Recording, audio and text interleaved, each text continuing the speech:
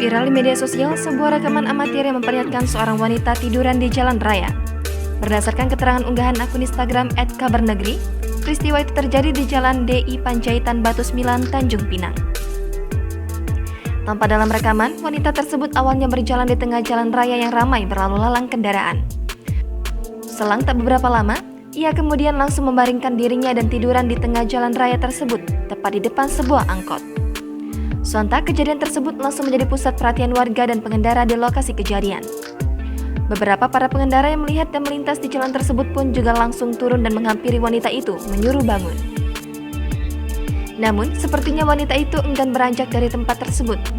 Akibatnya, beberapa pengendara yang menghampiri wanita itu terpaksa mengangkatnya beramai-ramai ke tepi jalan.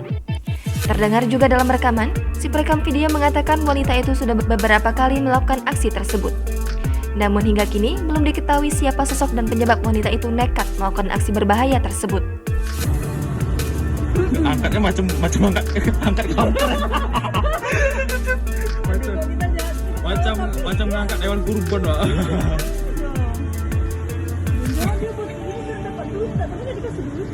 Caper betul gitu orang.